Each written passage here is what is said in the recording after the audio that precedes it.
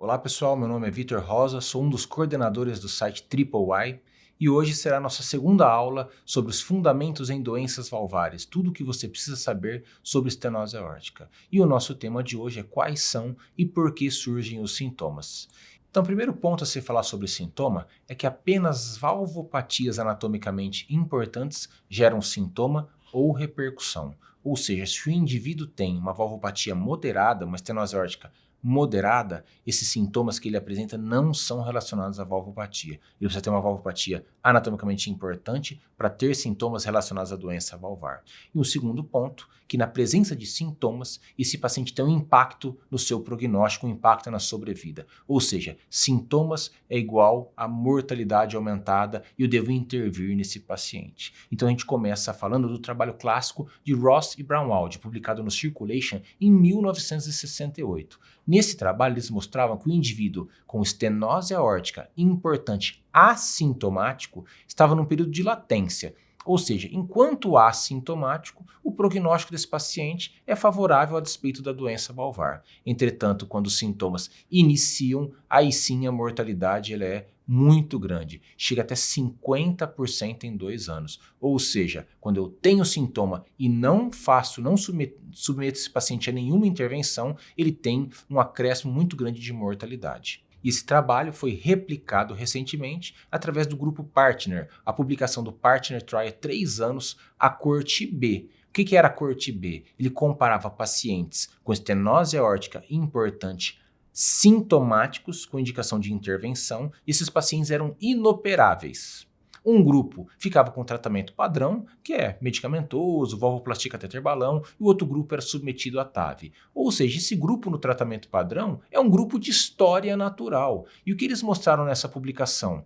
Que em 24 meses, ou seja, em 2 anos, a mortalidade do grupo clínico chegava a 68%. Com 3 anos, a mortalidade do grupo clínico chegava a cerca de 80%. Ou seja, paciente com estenose aórtica importante sintomático, quando não submetido à intervenção, a mortalidade é extremamente alta. E a sobrevida desses indivíduos também depende do tipo de sintomas que eles apresentam. Ou seja, pacientes que apresentam angina têm uma sobrevida média de 5 anos.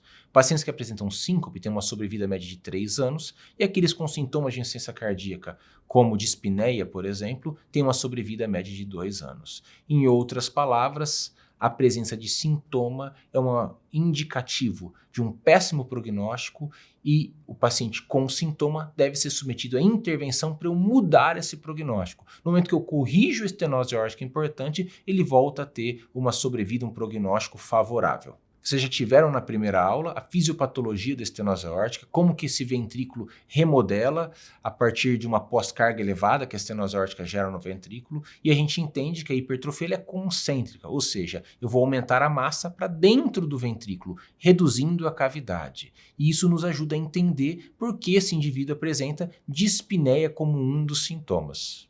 E a dispneia que esses pacientes apresentam é muito semelhante da insuficiência cardíaca. É uma dispneia ao repouso que pode ser classificada como classacional 1, 2, 3, 4, a depender da gravidade anatômica da valvopatia e de sua evolução. Ele pode apresentar outros sintomas de insuficiência cardíaca, como dispneia paroxística noturna, ortopneia, edema de membros inferiores, e essa dispneia, esses sintomas de insuficiência cardíaca, são explicados pelo remodelamento concêntrico que esse paciente apresenta. Então, quando a gente pensa numa curva de pressão e volume de ventrículo esquerdo, a pressão intracavitária e o volume que cabe nesse ventrículo, essa curva ela vai para cima. Ou seja, com o mesmo volume que antes cabia, eu tenho um aumento significativo da pressão intracavitária, da pressão intraventricular. Ou seja, eu aumento a pressão no ventrículo, essa pressão é transmitida para o átrio esquerdo e essa pressão é transmitida para o capilar pulmonar. Em outras palavras, eu tenho uma congestão venocapilar pulmonar, que é a explicação da dispneia desses pacientes. No repouso, esse paciente fica bem, com dispneia, sem dispneia, né, tem um grau de congestão. Quando eu faço atividade física, aumenta a pressão intracavitária do ventrículo esquerdo, aumenta a pressão capilar pulmonar, e aí sim esse indivíduo tem dispneia. Outro sintoma que esse paciente pode apresentar é a angina. E é uma angina muito semelhante daquele paciente que tem doença arterial coronariana crônica. É uma angina que a gente também pode classificar de acordo com a classificação canadense, o CCS, em 1, 2, 3, 4, a depender do grau de sintoma desse paciente. E para a gente entender um pouquinho de por que o indivíduo com estenose aórtica tem angina, a gente tem que lembrar da perfusão coronariana habitual. Então, no indivíduo normal, eu tenho os vasos perfurantes que vão perfundir o miocárdio. E na presença de uma lesão coronariana obstrutiva, vamos supor que esta lesão aqui seja de 80%. Os vasos pós-lesão ficam dilatados. Então isso é um indivíduo normal, sem estenose aórtica. Eu tenho uma lesão coronariana e o vaso pós-lesão ele vai ficar dilatado. A microcirculação perfurante está dilatado. Agora, no indivíduo com estenose aórtica importante, a primeira coisa que acontece quando eu tenho a hipertrofia concêntrica é redução de capilaridade. Eu tenho pouco capilar para nutrir aquela grande quantidade de massa ventricular. E uma outra coisa que ocorre é uma redução do gradiente transmiocárdico de pressão. O que é isso? Para o sangue vir de fora do coração para dentro do coração, do epicárdio para o endocárdio, eu tenho um gradiente pressórico. A pressão aqui fora é bem maior que a pressão aqui dentro, então o sangue tem esse fluxo de fora para dentro. Mas no momento que eu tenho uma hipertrofia concêntrica e um aumento da pressão diastólica final, como dito nos slides anteriores, ou seja, aquela cavidade está cheia de sangue com o aumento da sua pressão, a pressão aqui aumentando reduz esse gradiente. Em outras palavras, eu tenho uma maior dificuldade para perfundir o subendocárdio. Então, como que eu respondo com a microcirculação? Eu vasodilato todos os perfurantes. Eles ficam todos vasodilatados para dar a quantidade de sangue adequada para o endocárdio. E aí, quando eu faço uma atividade física, eu preciso de maior perfusão, eu não consigo mais vasodilatar. E aí eu vou ter uma angina de predominância subendocárdica. E o terceiro sintoma da tríade clássica é a síncope. Então, para entender a síncope na estenose aórtica, a gente tem que lembrar da fórmula clássica da pressão arterial. Pressão arterial é igual ao débito cardíaco vezes resistência vascular periférica. E se eu fragmentar o que é o débito cardíaco, eu tenho uma fórmula de pressão arterial é igual volume sistólico, ou seja, volume ejetado, vezes frequência cardíaca, vezes resistência vascular periférica. E essa é uma fórmula adaptativa, ou seja, o indivíduo normal, quando ele faz uma atividade física, por exemplo, ele vai ter uma redução, ele vai ter vasodilatação e redução da resistência vascular periférica.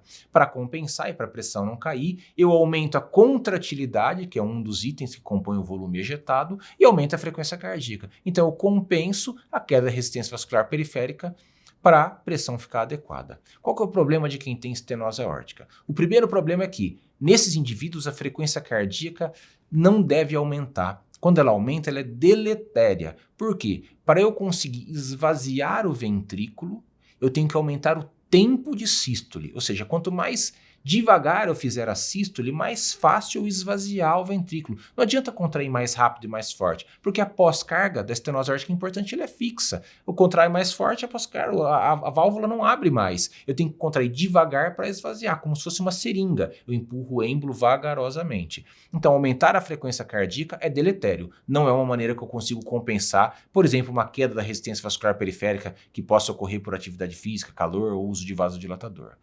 E o volume ejetado também tem um certo problema. Ele não consegue aumentar. Por quê? Porque a pós-carga ela é fixa. Então eu não consigo contrair mais forte. Não adianta. Não adianta contrair mais forte. A pós-carga ela não diminui. E não adianta eu ter mais volume, receber mais pré-carga, porque a pós-carga ela é fixa. Então não tem como aumentar a contratilidade. Em outras palavras, existe como, mas eu não consigo vencer a pós-carga. Então, nesses pacientes com estenose aórtica importante, a pressão arterial ela é muito dependente da resistência vascular periférica. Então, quando eu tiver grandes variações da resistência vascular periférica, a pressão vai cair porque eu não consigo compensar com os outros componentes e esse indivíduo pode ter síncope. E por fim, um quarto sintoma, além da nossa tríade clássica de dispneia, dor torácica e síncope, é o sangramento gastrointestinal. Indivíduos com estenose aórtica importante, que têm angiodisplasia gastrointestinal e sangramento, eles vão ter uma síndrome chamada síndrome de Hyde, que existem poucos casos na literatura e não é descrita em nenhuma diretriz. Então, e por que isso ocorre? Em primeiro lugar, por causa da estenose aórtica importante, o turbilhonamento na válvula leva a um estresse de cisalhamento. Os multímeros de von Willebrand, eles vão se expor e expor alguns locais que facilitam a sua clivagem. Então, eu vou apresentar uma síndrome de von Willebrand adquirida, o que vai predispor a sangramento.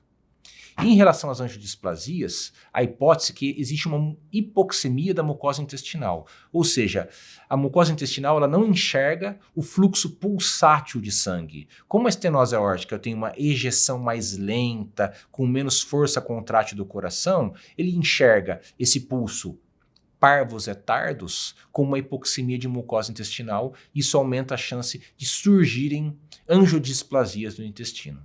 O grande problema que refuta essa hipótese desta síndrome é que as doenças degenerativas do idoso podem mimetizar todos esses achados. Em outras palavras, estenose aórtica é muito frequente no idoso.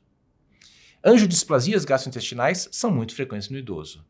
E doenças como diabetes, insuficiência renal crônica, hipotiroidismo, outras doenças imunológicas que são comuns no idoso também podem levar a síndrome de von Willebrand adquirida. Então hoje, nesse momento, existe muita discussão acerca do tema, inclusive se eu devo ou não tratar um indivíduo com estenose aórtica e síndrome de Hyde só pela síndrome de Hyde. Obviamente, se eu tenho outras indicações, eu devo tratar, mas se ele apenas tem síndrome de Hyde, é uma grande discussão se eu trato ou não esse indivíduo. E para finalizar, queria falar um pouquinho de teste ergométrico e teste ergospirométrico para vocês. A gente indica este teste na dúvida em relação ao sintoma. Em outras palavras, eu tenho, por exemplo, um indivíduo assintomático, que eu tenho dúvida que talvez ele se limite, por isso ele não tenha os sintomas. Ou aquele indivíduo que é oligossintomático, sintomas duvidosos, olha, para correr eu não tenho sintoma, mas para subir escada eu tenho. Então, na dúvida em relação ao sintoma, eu posso lançar a mão no teste ergométrico ou ergospirométrico, e se ele tiver sintomas ou tiver um teste positivo, aí eu posso indicar a intervenção.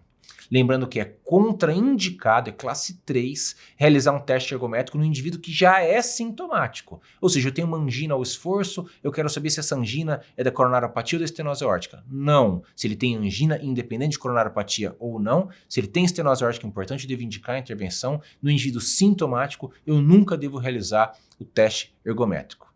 Então é isso. Para mais vídeos e textos sobre o assunto, acesse o nosso Instagram, que é @III_Encore, e o nosso site triplei.com.br. Muito obrigado.